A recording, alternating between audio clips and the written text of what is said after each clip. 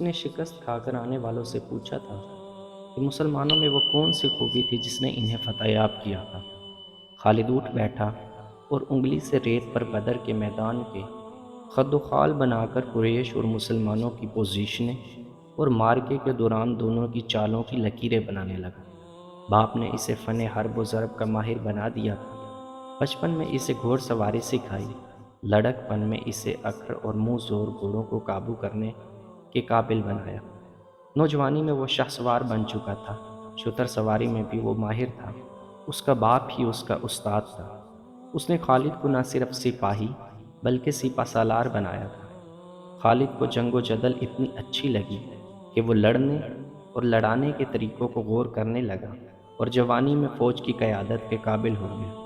اسے بدر کی لڑائی میں شامل نہ ہو سکنے کا افسوس تھا اور وہ انتقام کے طریقے سوچتا رہتا تھا، لیکن اب اس کی سوچوں کا دھارا اور طرف چل پڑا تھا۔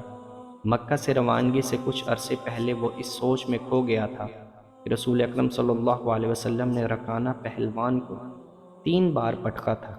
بدر میں آپ صلی اللہ علیہ وسلم نے محض 313 مجاہدین سے 1000 کو شکست دی تھی۔ یہ کوئی اور ہی قوت تھی، لیکن بدر کے مارکے کے بعد اس کے دل میں مسلمانوں کے خلاف انتقام کی آگ سلگ رہی تھی۔ مسلمان مارکہ بدر میں قریش کے بہت سے آدمیوں کو قیدی بنا کر لے گئے تھے۔ قریش کے سرداروں کے لیے تو یہ صدمہ تھا ہی، اس کا بہت برا اثر خالد نے قبول کیا تھا۔ اسے یاد تھا کہ جب بدر کا مارکہ لڑا جا رہا تھا اور مکہ میں کوئی خبر نہیں پہنچ رہی تھی کہ مارکے کا انجام کیا ہوا، مکہ کے لوگ بدر کی سمت دیکھ رہے تھے کہ ادھر سے کوئی سوار دوڑ آئے گا اور فتح کی خبر سنائے گا۔ آخر ایک روز ایک شتر سوار آتا نظر آیا، لوگ اس کی طرف دوڑ پڑے۔ سوار نے عرب کے رواج کے مطابق اپنا کرتا پھاڑ دیا تھا اور وہ روتا آ رہا تھا۔ بری خبر لانے والے قاصد ایسے ہی کیا کرتے تھے۔ وہ جب لوگوں کے درمیان پہنچا تو اس نے روتے ہوئے بتایا کہ اہل قریش کو بہت بری شکست ہوئی ہے۔ جس کے عزیز رشتہ دار لڑنے گئے تھے، وہ ایک دوسرے سے آگے بڑھ بڑھ کر ان کے متعلق پوچھتے تھے کہ وہ زندہ ہیں، زخمی ہیں یا مارے گئے۔ شکست خوردہ قریش پیچھے آ رہے تھے۔ مارے جانے والوں میں 17 افراد خالد کے قبیلے بنو مخزوم کے تھے، اور ان سب کے ساتھ خالد کا خون کا بڑا قریبی رشتہ تھا۔ ابو جہل بھی مارا گیا تھا، خالد کا بھائی جس کا نام جنگی قیدی بن گیا تھا۔ ابو سفیان جو کہ قریش کے سرداروں کا سردار تھا، اور اس کی بیوی ہند بھی موجود تھی۔ کچھ میرے ماں باپ اور میرے چچا کے متعلق بتا اے قاصد، ہند نے پوچھا۔ تمہارا باپ عتبہ علی اور حمزہ کے ہاتھوں مارا گیا، قاصد نے کہا، اور تمہارے چچا شبیہ کو اکیلے حمزہ نے قتل کیا، اور تمہارا بیٹا حنظلہ علی کے ہاتھوں مارا گیا۔ ابو سفیان کی بیوی ہند نے پہلے تو علی اور حمزہ کو بلند آواز سے برا بھلا کہا، پھر بولی اللہ کی قسم میں اپنے باپ اور اپنے چاچا اور اپنے بیٹے کے خون کا بدلہ لوں گی۔ ابو سفیان پر خاموشی طاری تھی۔ خالد کا خون کھول رہا تھا۔ قریش کے 70 آدمی مارے گئے تھے، اور جو جنگی قیدی ہوئے تھے ان کی تعداد بھی اتنی ہی تھی۔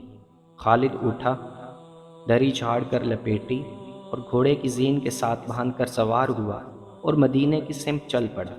اس نے ذہن کو یادوں سے خالی کر دینا چاہا، لیکن اس کا ذہن مدینہ پہنچ جاتا تھا، جہاں رسول اللہ صلی اللہ علیہ وسلم تھے اور جو تبلیغ اسلام کا مرکز بن گیا۔ آپ صلی اللہ علیہ وسلم کا خیال آتے ہی اس کا ذہن پیچھے چلا جاتا اور اسے وہ منظر دکھاتا جس کے خالق حضور صلی اللہ علیہ وسلم تھے۔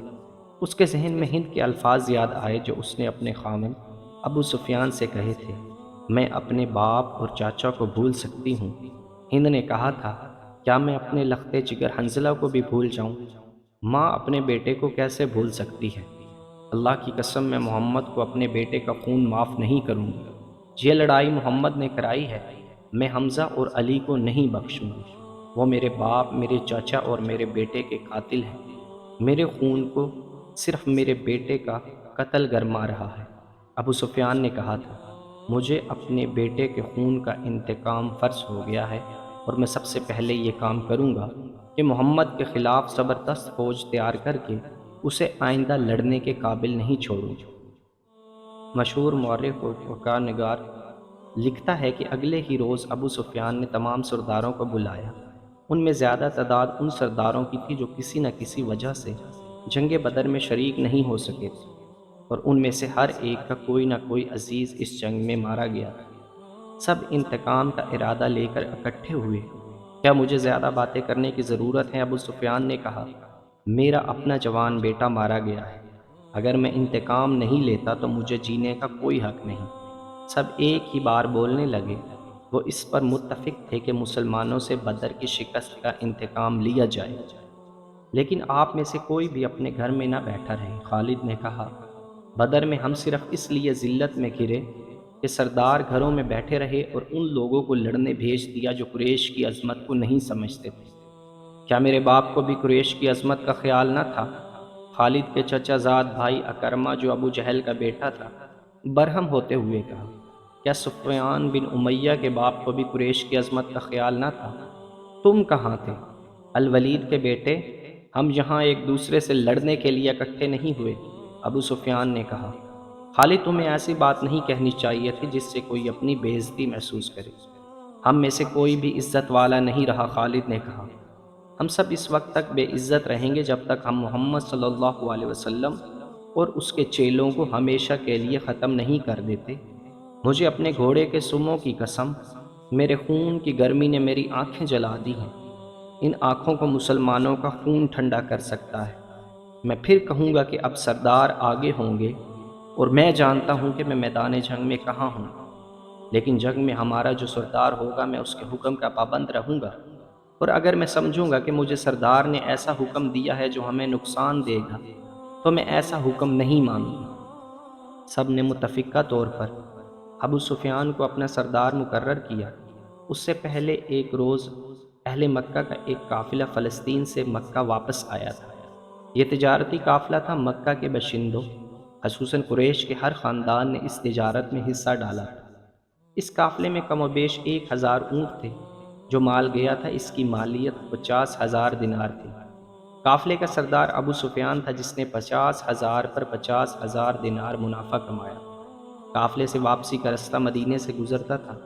مسلمانوں کو پتہ چل گیا۔ انہوں نے پورے قافلے کو گرفتار کرنے کا ارادہ کیا اور ایک مقام پر قافلے کو گھیرے میں لے لیا، لیکن وہ زمین ایسی تھی کہ ابو سفیان نے ایک ایک آدمی اور ایک ایک اونٹ کو زمین کے اونچے نیچے خد و خال سے فائدہ اٹھاتے ہوئے گھیرے سے نکال دیا۔ خالد کا گھوڑا خرامہ خرامہ مدینے کی طرف چلا جا رہا تھا، مگر خالد کا ذہن پیچھے کو سفر کر رہا تھا۔ اسے اس وقت کا جب قریش انتقام کی اسکیم بنانے کے لیے اکٹھے ہوئے تھے، ایک ایک لفظ جو کسی نے کہا تھا سنائی دے رہا تھا۔ اگر تم نے مجھے اپنی سرداری دی ہے تو میرے ہر فیصلے کی پابندی تم پر لازم ہے۔ ابو سفیان نے کہا، میرا پہلا فیصلہ یہ ہے کہ میں نے ابھی 50,000 دینار منافع سب میں تقسیم نہیں کیا، وہ میں تقسیم نہیں کروں گا۔ یہ مسلمانوں کے خلاف فیصلہ کن جنگ میں استعمال ہوگا۔ مجھے اور میرے خاندان کو یہ فیصلہ منظور ہے۔ سب سے پہلے خالد نے کہا، پھر منظور ہے، ایسا ہی کرو، منظور ہے کی آوازیں اٹھی۔ میرا دوسرا حکم یہ ہے کہ ابو سفیان نے کہا، جنگ بدر میں ہمارے جو آدمی مارے گئے ہیں ان کے لواحقین آہوزاری کر رہے ہیں۔ میں نے مردوں کو دھاڑے مارتے اور عورتوں کو بین کرتے سنا ہے۔ اللہ کی قسم جب آنسو بہہ جاتے ہیں تو انتقام کی آگ سرد ہو جاتی ہے۔ آج سے بدر کے مقتلین پر کوئی نہیں روئے گا۔ اور میرا تیسرا حکم یہ ہے کہ مسلمانوں نے بدر کی لڑائی میں ہمارے جن آدمیوں کو قید کیا ہے ان کی رہائی کے لیے کوئی کوشش نہیں کی جائے گی۔ تم جانتے ہو کہ مسلمانوں نے قیدیوں کی رہائی کے لیے ان کے درجے مقرر کر دیے ہیں اور ان کا فدیہ 1000 سے 40 درہم مقرر کیا ہے۔ ہم مسلمانوں کو 1 درہم بھی نہیں دیں گے۔ یہ رقم ہمارے ہی خلاف استعمال ہوگی۔ خالد کو گھوڑے کی پیٹھ پر بیٹھے اور مدینہ کی طرف جاتے ہوئے جب وہ لمحہ یاد آ رہے تھے تو اس کی مٹھیاں بند ہو گئیں۔ غصے کی لہر اس کے سارے وجود میں بھر گئی۔ وہ وقت بہت پیچھے تھا لیکن اب بھی اس کے اندر غصہ بیدار ہو گیا۔ اسے غصہ اس بات پہ آیا کہ اجلاس میں طے تھا کہ مسلمانوں کے پاس مکہ کا کوئی آدمی اپنے قیدی کو چھڑانے مدینہ نہیں جائے گا، لیکن ایک آدمی چوری چھپے مدینے چلا جاتا اور اپنے عزیز رشتہ دار کو رہا کرا لاتا۔ ابو سفیان نے اپنا حکم واپس لے لیا۔ خالد کا اپنا ایک بھائی جس کا نام ولید تھا مسلمانوں کے پاس جنگی قیدی تھا۔ اگر اس وقت تک قریش اپنے بہت سے قیدی رہا نہ کرا لائے ہوتے تو خالد اپنے بھائی کی رہائی کے لیے کبھی نہ جاتا۔ اسے اپنے بھائیوں نے مجبور کیا تھا کہ ولید کی رہائی کے لیے جائے۔ خالد کو یاد آ رہا تھا کہ وہ اپنے وقار کو ٹھیس پہنچانے پر آمادہ نہیں ہو رہا تھا، لیکن اسے خیال آیا تھا، خیال یہ تھا کہ رسول کریم صلی اللہ علیہ وسلم بھی اس کے قبیلے کے تھے، اور آپ صلی اللہ علیہ وسلم کے پیروکار یعنی جو مسلمان ہو گئے تھے وہ بھی قریش اور اہل مکہ سے تھے۔ وہ آسمان سے تو نہیں اترے تھے، وہ اتنے جری اور دلیر تو نہیں تھے کہ 313 کی تعداد میں 1000 کو شکست دے سکے۔ اب ان میں کیسی قوت آ گئی کہ وہ ہمیں نیچا دکھا کر ہمارے آدمیوں کی قیمتیں مقرر کر رہے ہیں۔ انہیں ایک نظر دیکھوں گا، خالد نے سوچا تھا۔ محمد صلی اللہ علیہ وسلم کو غور سے دیکھوں گا، اور وہ اپنے بھائی ہشام کو ساتھ لے کر مدینہ چلا گیا تھا۔ اس نے اپنے ساتھ 4000 درہم باندھ لیے تھے۔ اسے معلوم تھا کہ بنو مخزوم کے سردار الولید کے بیٹے کا فدیہ 4000 درہم سے کم نہیں ہوگا۔ ایسا ہی ہوا۔ اس نے مسلمانوں کے ہاں جا کر اپنے بھائی کا نام لیا تو ایک مسلمان نے جو قیدیوں کی رہائی اور فدیہ کی وصولی پر مامور تھا، کہا کہ 4000 درہم ادا کرو۔